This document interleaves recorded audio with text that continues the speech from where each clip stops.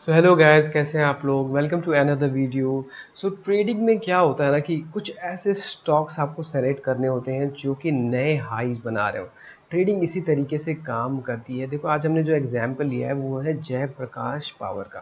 देखो, एक चीज़ आपको ट्रेडिंग में समझनी पड़ेगी कि कोई भी मार्केट या कोई भी स्टॉक है ना, अगर वो डाउन ट्रेंड में है तो उसको वेट करो कि कब उसका जो डाउन ट्रेंड है वो चेंज हो रहा है। मतलब क्या है ना कि आप बॉटम फिशिंग मत करो, गिरते हुए के मत खरीदो, उसका एक बेस फॉर्म होने दो। अब इसमें क्या है ना, एक बेस फॉर्म हुआ है इस तरीके का, और ये बेस कोई एक दो दिन का बेस नहीं है। ये बेस है 2024 से लेकर 2025, मतलब करीब करीब एक डेढ़ साल का इस तरीके का बेस बनने से क्या होता है ना, यहाँ पर आपको एक अच्छा खासा मोमेंटम मिल जाता है बेस बनने से।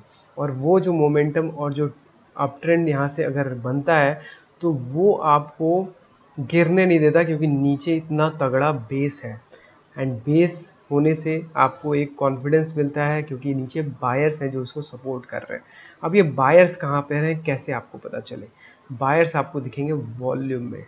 आप यहाँ पर देखोगे, जो लास्ट कैंडल आपको नीचे वॉल्यूम होता है, यहाँ पर आप देखो तो ये जो कैंडल है ना, ये यहाँ पर आपको दिख सकता है 1.4 बिलियन शेयर्स है। आप समझ रहे हो 1.4 बिलियन शेयर्स कितना होता है।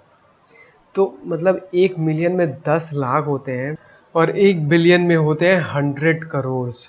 तो आप समझ सकते हो कि इसमें करीब करीब 140 करोड़ शेयर्स की बाइंग या सेलिंग हुई। तो बाइंग यहाँ पर दिख रही है, क्योंकि ये आपको कैंडल कितना बड़ा दिख रहा है। इसको आपको जूम करके भी दिखाता हूँ तो आपको थोड़ा सा क्लियर होगा कि कितनी बड़ा बुलिश कैंडल बना है। अब इसमें एक और चीज़ देखनी है।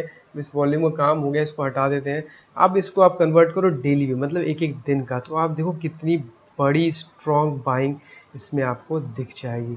तो अब होता क्या है ना कि आपको एक चीज़ समझनी है, पीछे चार्ट पे जाना है और देखना है कि ये स्टॉक कैसे गिर रहा था।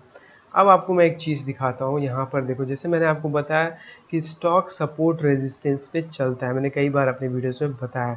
जैसे ये इसने एक सपोर्ट बनाया, रेजिस्टेंस बनाया, इस तरीके का ब्रेकडाउन होता है। तो यहाँ पर आप देखो, लगातार मार्केट ऐसे आई और इसी जोन से, मतलब दो पॉइंट्स आपके कनेक्ट होने चाहिए। मतलब कैसे, मैं आपको बताता हूँ। तो ये अगर यहाँ पर आया तो ये जो कनेक्ट हुआ ना, तो ये सपोर्ट और रेजिस्टेंस बन गया यहाँ पर। और इसी लेवल को यहाँ पर फिर से आकर इसने टेस्ट किया। जैसे ये फिर से नीचे गया, काफ़ी टाइम से इसी जोन में रहा, और फिर उस जोन को जाकर यहाँ पर टेस्ट किया। अब यहाँ पर आप देख सकते हो कि एक डब्लू पैटर्न फॉर्म हुआ है। यहाँ पर आपको दिखेगा कि एक डब्लू पैटर्न इस तरीके का फॉर्म हुआ है, वो डेली पे मैं आपको दिखाऊंगा। एंड उसके बाद इसमें ब्रेकआउट आया है। तो क्या होता है, जिस तरीके से जितनी फ्री फॉल आई है मार्केट में, उसी तरीके की फ्री फॉल इसमें वापस से दिखेगी। इसलिए हमने इस स्टॉक को सेलेक्ट किया है, और इसलिए ये इतना इम्पोर्टेंट हो जाता है। अब इसको डेली पे समझते हैं कि कैसे ये काम कर रहा है। तो इसका डेली का चार्ट खोलते हैं, या वीकली पे भी आपको दिख जाएगा। तो वीकली चार्ट पे आपको दिख जाएगा थोड़ा क्लियरली। और यहाँ पर आपको दिखेगा कि देखो, एक बार के लिए गया, उसी जोन को एक बार के लिए रीटेस्ट किया, फिर उस जोन को रीटेस्ट किया, और इस बार जब गया है तो उसमें ज़रूरी चीज़ देखने की ये है कि उसमें आप वॉल्यूम चेक करो कि कितना स्ट्रॉन्ग वॉल्यूम है। पीछे में वॉल्यूम नहीं है, बट यहाँ पर आपको वॉल्यूम कितना स्ट्रॉन्ग मिल जाएगा। तो जब इस जोन से बाहर एक बार निकलता है, फिर नए हाइस इस तरीके से बनाता है। देखो, स्टॉक मार्केट इसी तरीके से सपोर्ट एंड रेजिस्टेंस पे काम करती है। मैंने कई बार अपने वीडियोस में बता रखा है, आप जाकर वीडियोस को चेकआउट कर सकते हो। बाकी गाइस, अगर निफ्टी की बात करें तो निफ्टी एक रेंज में फंसा हुआ है। कैसे, मतलब एक पहले तो इसमें एक अच्छा ब्रेकआउट आया है, काफ़ी टाइम एक कंसोलिडेशन करने के बाद फाइनली इसने एक ब्रेकआउट दिया था। लेकिन ब्रेकआउट करने के बाद फिर से एक देखो, छोटा सा इसमें कंसोलिडेशन आपको दिखेगा। लगातार मार्केट थोड़ी थोड़ी नीचे आ रही है, अगर आप इसको देखोगे तो देखो, ये एक बड़ी बुलिश ब्रेकआउट आया था, ठीक है। तो जब तक इस कैंडल का लो, ये देखो, अब क्या है ना, इसमें भी आपको नीचे एक बेस दिखेगा। बेस क्या होता है, जैसे मैंने अभी आपको वीडियो में समझाया, बेस होता है जो इस तरीके का यहाँ पर फॉर्म हुआ है, ये डिस्ट्रीब्यूशन होता है, मतलब इस तरीके के आपको साइडवेज मूवमेंट को बोलते हैं बेस। तो अब ये बेस पूरा बना हुआ है, एंड बेस के बाद जब ब्रेकआउट आता है, ठीक है, तो ये जो ब्रेकआउट आया ना, ये ब्रेकआउट की कैंडल बनी हुई है, ठीक है।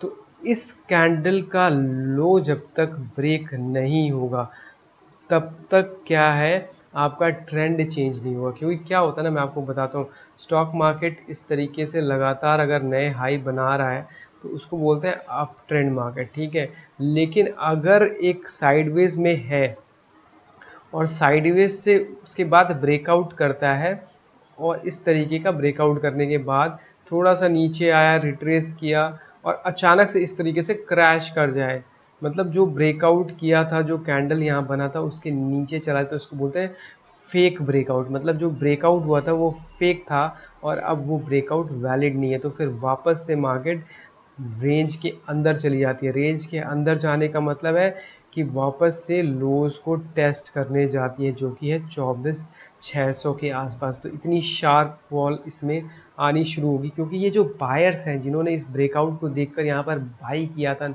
निफ्टी की हम बात कर रहे हैं, तो उन सब ने अपने स्टॉप लॉसेस नीचे लगाए होंगे, राइट।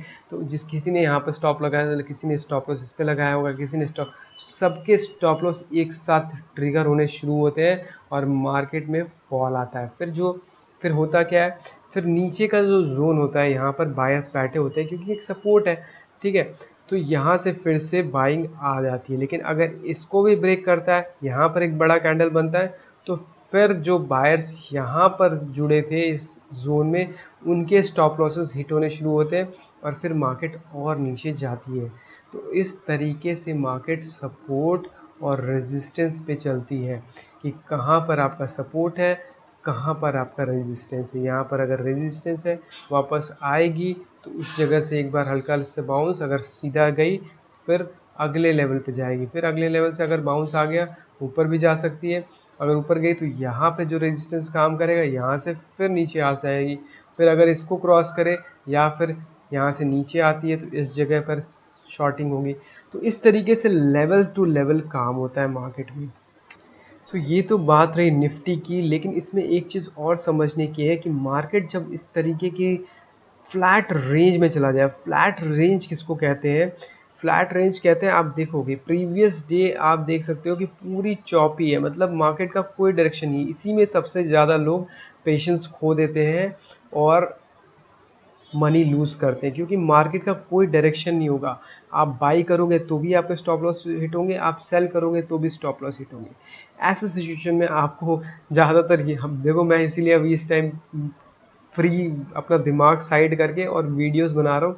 क्यों? क्योंकि मुझे पता है कि इस टाइम मार्केट आपको लॉस के अलावा कुछ नहीं देगी। तो आपको वेट करना है। वेट क्या करना है वो भी मैं आपको बताता हूँ। वेट करना है आपको कि 24,500 के ऊपर सस्टेन करे। कैसे? यहाँ पर मैं एक लाइन ड्रॉ कर देता हूँ ताकि आपको क्लियरली दिख जाएगा। तो इस लाइन को ड्रॉ कर दिया मैंने, क्यों? क्योंकि प्रीवियस डे, अब प्रीवियस डे क्या था, ये देखो 7 तारीख के नीचे, तो 7 तारीख की जो ट्रेडिंग हुई थी उसका भी हाई 24,500 था, एंड आज जो हाई बना है उसका भी हाई 24,500 है। तो जब, और यहाँ पर भी एक जोन था 24,500 का, जिसमें से यहाँ पर मूवमेंट आई थी कि यहाँ से इस तरीके का मूवमेंट, और फिर इसको जब ब्रेक किया था तो इस तरीके का यहाँ पे मूवमेंट आया। तो ये 24,500 इंपॉर्टेंट जोन क्यों हो गया कि आप देखो एक बार के लिए यहाँ पर टेस्ट किया, फिर यहाँ पर आपको टेस्ट मिल रहा है, फिर यहाँ पर भी आपको टेस्ट मिल रहा है, तो क्या हुआ, उस जगह से रिजेक्शन आ रहा है। तो जितने भी सेलर्स हैं, ऑप्शन सेलिंग कर रहे हैं, उन सब ने अपने स्टॉप लॉस इसके ऊपर रखे हुए हैं कि इसके ऊपर जाएगा तो अपनी पोजीशन कवर करेंगे। तो यहाँ पर जब इसके बाहर जाएगा तो हमारी जो टारगेट बनेगा वो बनेगा 24,600 का। और नीचे की साइड में भी अगर आप देखो तो नीचे की साइड में बेस बना हुआ है। नीचे की साइड का भी मैं आपको बता देता हूँ। नीचे की साइड का हम वेट करेंगे जब 25,330 ब्रेक हो। क्यों? क्योंकि यहाँ पर सिचुएशन अलग है। यहाँ पर क्या है ना कि यहाँ पर बेस फॉर्म हो रखा है किस तरीके से, क्योंकि यहाँ से ही आपको बाइंग दिख रही है। अब यहाँ से आपको लग रहा हो कि यहाँ से टूटेगा तो गिर जाएगा, लेकिन यहाँ पर सिचुएशन ऐसी है कि डिस्ट्रीब्यूशन बहुत स्ट्रॉन्ग है, मतलब बेस बना हुआ है यहाँ पर। इस तरीके का बेस नहीं चाहिए हमें, इस तरीके का फॉल चाहिए। दिखाता हूँ मैं आपको, इसको हटा देता हूँ। जैसे शार्प फॉल क्या होता है, शार्प फॉल होता है कि यहाँ पर देखो ये है शार्प फॉल, यहाँ से यहाँ तक का, और फिर जब इसको ब्रेक किया तो फिर से इसमें शार्प फॉल आया। लेकिन यहाँ पर क्या है, यहाँ पर एक बेस फॉर्मेशन बनी हुई है, तो ये बेस क्या है ना, आपको गिरने नहीं देगा। आप नीचे आओगे बाइंग आ जाएगी, नीचे आओगे बाइंग आ जाएगी। तो यहाँ हम तभी शॉर्ट कर सकते हैं जब 25,330 को ब्रेक करें, या फिर 25,500 को ब्रेक करें, क्योंकि यहाँ से शार्प मूवमेंट मिल सकती है हमें। अब देखो ट्रेड की पॉलिसी क्या कहती है, ट्रम्प क्या करते हैं, उस पर सारी चीज़ें बेस्ड है, तो अभी देखेंगे क्या रहता है। सो आई होप वीडियो से आपको कुछ सीखने को मिला होगा। अगर फिर भी आपको कोई डाउट रहता है तो कमेंट सेक्शन में आप बता सकते हैं। मिलते हैं आपसे अगले वीडियो में, तब तक के लिए take care, see you and bye.